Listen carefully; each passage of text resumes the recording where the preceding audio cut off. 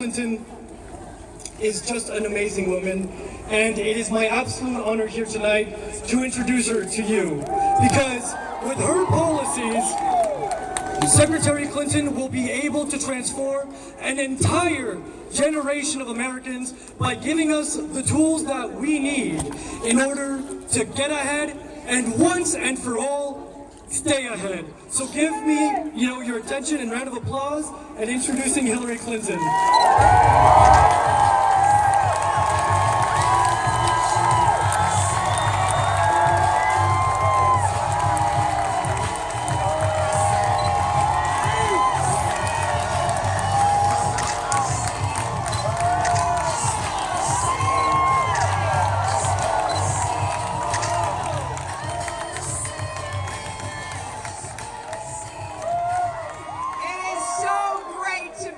With all of you. Did we have a good debate last night? And one of the reasons it was good is because we were actually talking about what a president should be doing to make sure you have the support you need to make the most out of your lives. And I am thrilled that people finally got a chance to compare the Democrats to the Republicans. And I think we came out of that pretty well. I am thrilled to see all of you here in this absolutely beautiful spot. It is such a great pleasure to look out and see so many of you who are committed to making sure that you caucus in the Nevada caucuses, and then we will win Nevada for the Democrats to keep a Democrat in the White House. Now, I think it's important to just kind of get rid of some of the myths that you hear from the other side. Starting with a fact that our economy in our country does better when we have a Democrat in the White House. And I think it's important just to put those facts in your head, so when you're talking with some of your open-minded independent friends or you're talking to Republicans, you can tell them that this is not just me saying it. There's a lot of evidence that when we have a Democrat in the White House, unemployment is lower, income is higher, and even the stock market is higher.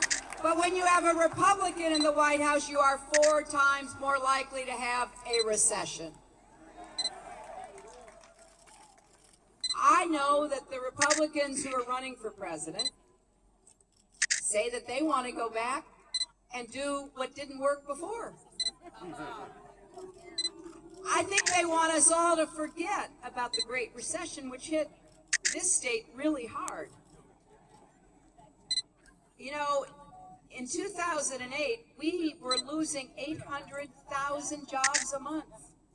We ended up losing 9 million jobs. 9 million people in this country lost their jobs. 5 million lost their homes.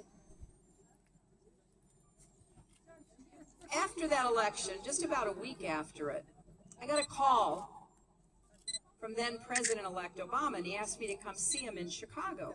And I didn't know why. It turns out he wanted me to be Secretary of State, which I was very honored to be asked to do.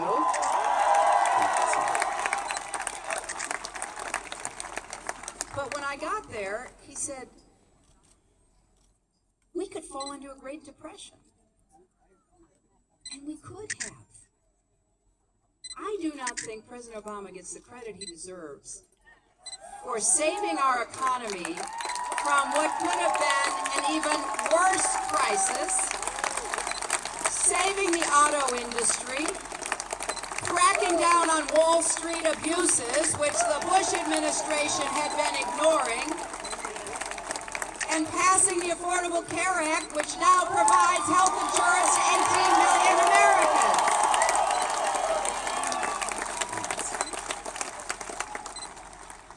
So you would think with a record like that, the Republicans Republicans might have changed their approach, but not a bit. In fact, you hear only the same things that ended us in the ditch in the first place. Cut taxes on the wealthy, get out of the way of corporations. That's basically all they say about the economy. That is not going to work, folks. I have a different approach. You know, I'm pretty proud of the economic record my husband had at the end of 8 years of his presidency. You know, we had 23 million new jobs. And listen to this, incomes went up for everybody. Not just for those at the top, people in the middle, working folks, poor people. Everybody benefited because we had an economy that was working for everybody. And unfortunately, that all changed when the Republicans came back into the White House. And you know what happened. And so President Obama had to dig us out of the ditch. We're out, we're standing, but we're not yet running.